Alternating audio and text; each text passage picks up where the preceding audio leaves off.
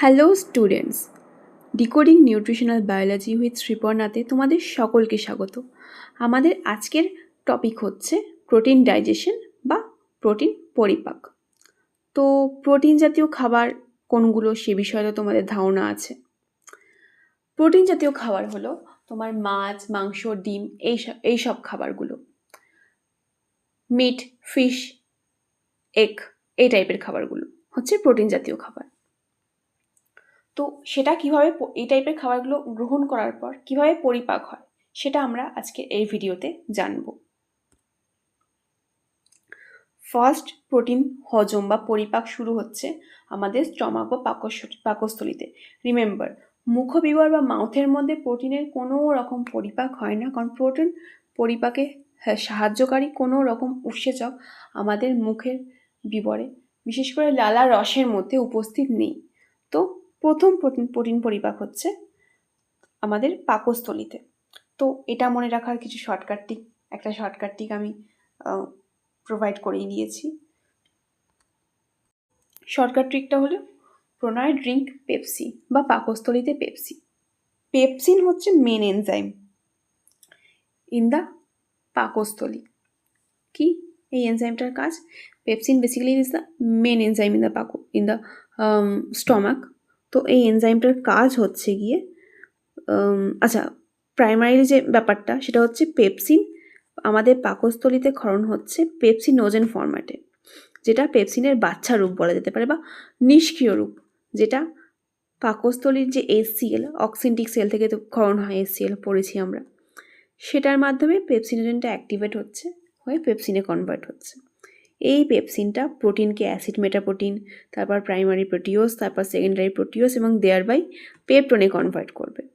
এভাবে step wise প্রোটিনকে ভাঙবে।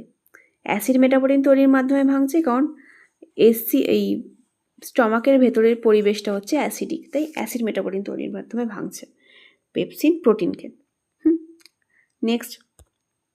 Next হচ্ছে প্রোটিন প্রবেশ করছে স্মল ইন্টেস্টাইনে, যেখানে প্যানক্রিয়াটিক জুস ক্ষরিত হচ্ছে বা সিক্রেশন হচ্ছে।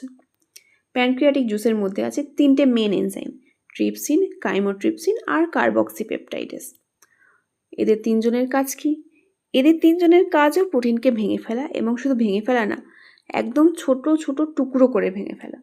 আচ্ছা, এই 3টে এনজাইম মনে রাখার ট্রিক আমি প্রোভাইড করে দিয়েছি। Try chasing carrots, try for trypsin, chasing for chymotrypsin, carrot for কার্বক্সিপেপটাইডেস।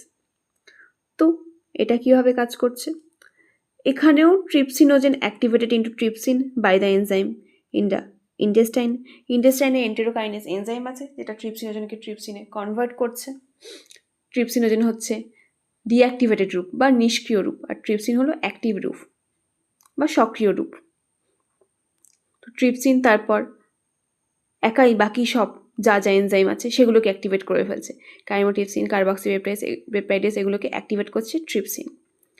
এবার সবাই মিলে এরা প্রোটিন চেনগুলোকে আরও ছোটো ছোটো টুকরো করে ভেঙে ফেলছে।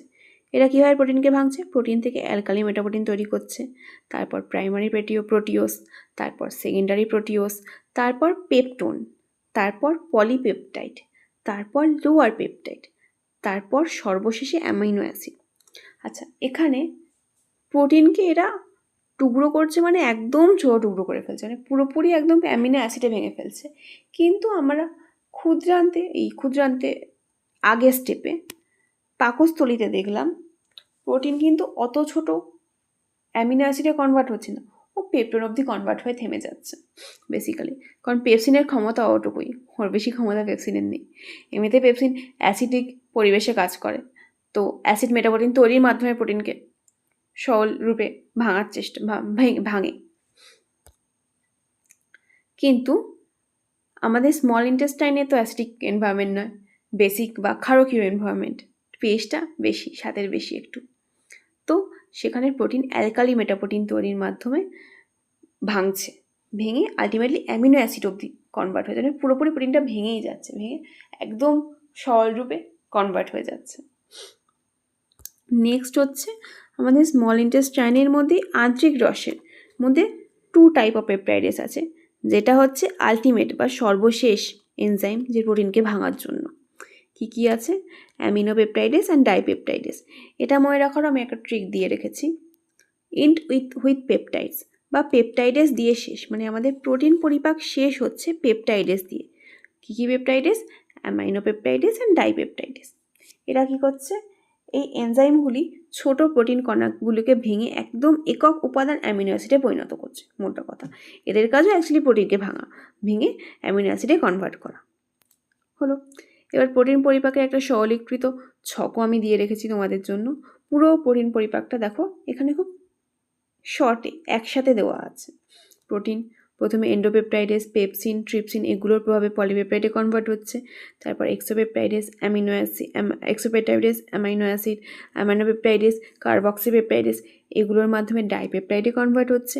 তারপর ডাইপেপটাইডেসের মাধ্যমে অ্যামাইনো অ্যাসিডে কনভার্ট হয়ে যাচ্ছে।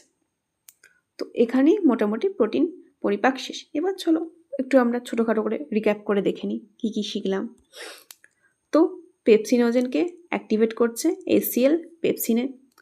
প্রোরেনিনও পেপসিনের মতনই একটা এনজাইম, মানে পেপসিনের মতনই একটা এনজাইম রেনিনের নিষ্ক্রিয় রূপ হচ্ছে প্রোরেনিন, যেটাকে অ্যাক্টিভেট করছে সেম HCl রেনিনে। প্যারাকেসিন ক্যালসিয়ামের সাথে মিলে রিয়াকশন করে বেসিক্যালি প্যারাক্যাসাইনেট বা ছানা তৈরি করছে। প্রোটিন পেপসিনের প্রভাবে ভেঙে যাচ্ছে। কেসিন বা দুগ্ধপ্রোটিন রেনিনের প্রভাবে ভেঙে যাচ্ছে। আর ক্যালসিয়াম প্যারাক্যাসাইনেট পেপসিনের প্রভাবে পেপটোনে কনভার্ট হয়ে যাচ্ছে। হলো। তো এই যে রেনিন প্রোটিনটা, এটা শুধুমাত্র স্পেশালি তৈরি হয়েছে বা স্পেশালি আমাদের বডিতে তৈরি হয় গরুর দুধের প্রোটিন কেসিন, গরুর দুধের মেন প্রোটিন হচ্ছে কেসিন, সেটাকে হজম করার জন্য। তো তবে এটা কিন্তু ছোটো বাচ্চাদের শরীরে থাকে না। ওই জন্য ছোটো বাচ্চাদের বলা হয় 6 মাস অবধি গরুর দুধ দেওয়া যাবে না। ইনফ্যাক্ট 1 বছর অবধিও দেওয়া যায় না অনেক ক্ষেত্রে, কারণ রেনিন তৈরি হয় না। তো ছোটো বাচ্চাদের গরুর দুধ না দেওয়াটাই বেটার। কিন্তু আমাদের তৈরি হয়, তো আমরা রেনিনের সাহায্য নিয়ে গরুর দুধের যে প্রোটিনটা কেসিনকে হজম করতে পারছি। আচ্ছা, তো নেক্সট এখানে একটু শর্টে দেখে নিই যা আমরা শিখলাম। 3টে স্টেপ আমরা শিখেছি। একটা হচ্ছে প্রণয় ড্রিঙ্কস পেপসি অর পাকস্থলীতে পেপসি। কী ছিল? পেপসিন অ্যাক্টিভ ফর্ম কোত্থেকে কনভার্ট হচ্ছে? পেপসিনোজেন থেকে। নিষ্ক্রিয় রূপ, পেপসিনের নিষ্ক্রিয় রূপ, যেটা HCl এর প্রভাবে পেপসিনে কনভার্ট হচ্ছে। গেল। কোথায় হচ্ছিল? স্টমাকে। নেক্সট স্টপ 2তে কী শিখলাম? Try chasing carrots, try for trypsin, chasing for chymotrypsin, carrots for কার্বক্সিপেপটাইডেস। এরা কোথায় কাজ করছিল? এরা কাজ করছিল ক্ষুদ্রান্তে। কোত্থেকে বেরোচ্ছিল? অগ্নাশয় রসে ছিল, অগ্নাশয় থেকে আসছিল, এসে ক্ষুদ্রান্তে কাজ করছিল। তারপর নেক্সট যে আন্তরিক রসময় যে প্রোটিনগুলো, এই যে এনজাইম বা উৎসেচকগুলো ছিল, কি ছিল? Int with peptides. 2 রকমের পেপটাইডস ছিল, অ্যামাইনোপেপটাইডেস আর ডাইপেপটাইডেস, যেটা আলটিমেটলি প্রোটিনের আলটিমেট যে ডাইজেশনটা বা পরিপাকটা সেটা কমপ্লিট করলো। এভাবে আমরা প্রোটিন পরিপাককে শিখে ফেললাম। তো তোমাদের জন্য প্রোটিন পুরো পরিপাকটা, মানে এটা অ্যাকচুয়ালি এক্সাম ফ্রেন্ডলি একটা ছক। তো তোমাদের ধরো প্রোটিন পরিপাক এলো পরীক্ষায়, তখন তো এই ছকটা যদি লিখে দাও তাহলে খুব ভালো হবে, মানে টিচার ইমপ্রেস হয়ে যাবে এরকম ছক লিখলে, এত গুছিয়ে লিখলে। তো এখানে site of action, enzyme, substrate and product of reaction এই ওরিয়েন্টেড একটা ছক দেওয়া আছে, মানে কোন সাইটে কাজ হচ্ছে বা কোন জায়গায় কাজ হচ্ছে, বিক্রিয়ার স্থান, কোন উৎসেচক বা এনজাইম কাজ করছে, কোন সাবস্ট্রেটের ওপর কাজ করছে এবং কী প্রোডাক্ট তৈরি হচ্ছে। এটা তো ইংলিশ ফরম্যাটটা, বেঙ্গলি ফরম্যাটটাও আছে, তোমরা স্ক্রিনশট নিয়ে নিতে পারো। আচ্ছা, এখানে দেখো আরও কিছু অনেক রকমের সাবস্ট্রেট আছে। ওই যে বললাম প্রোটিন তো অনেক রকমের হয়। দুগ্ধ প্রোটিন, লোয়ার পেপটাইড তো প্রোটিন কনভার্ট হওয়ার পরই একটা রূপ লোয়ার পেপটাইডে হচ্ছে। ইলাস্টিন বলে একটা প্রোটিন হয়, কোলাজেন বলে একটা প্রোটিন হয়। কোলাজেন প্রোটিন থাকে তোমাদের হচ্ছে ধরো মাংসের যে হাড়ের সংলগ্ন যে প্রোটিনগুলো, সেগুলো কোলাজেন প্রোটিন হয়। এগুলো হজম হচ্ছে আমাদের বডিতে, কোলাজিনেস উৎসেচকও আছে আমাদের বডিতে সেটা হজম করার জন্য। তো প্রোটিন অনেক রকমের হয় বেসিক্যালি।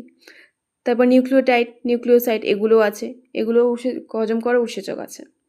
তো এই ছকটার মধ্যে সব কিছুই অনেকটা শর্টে অনেকটা কম্প্যাক্টভাবে লেখা আছে। তোমাদের পড়তেও সুবিধা হবে, নতুন নতুন জিনিস জানতেও সুবিধা হবে। বাট আমি যে এনজাইমগুলো বললাম সেগুলো হচ্ছে মেন এনজাইম, যেগুলো ছাড়া প্রোটিনের পরিপাক হবে না, মোদ্দা কথা। এবং যে কোনো নর্মাল ইউজুয়াল প্রোটিন ওই এনজাইমগুলোর মাধ্যমেই পরিপাক হয়, যেগুলো আমি মেনশন করেছি। ঠিক আছে? তো বন্ধুরা, থ্যাংক ইউ। আজকের মতো আমাদের ভিডিও এখানেই শেষ। তোমার যদি এই ভিডিওটি ভালো লেগে থাকে তাহলে একটু লাইক অ্যান্ড শেয়ার করে দিও। আর আমার চ্যানেলটি সাবস্ক্রাইব করে বেল আইকনটি অন করে রাখতে একদমই ভুলো না।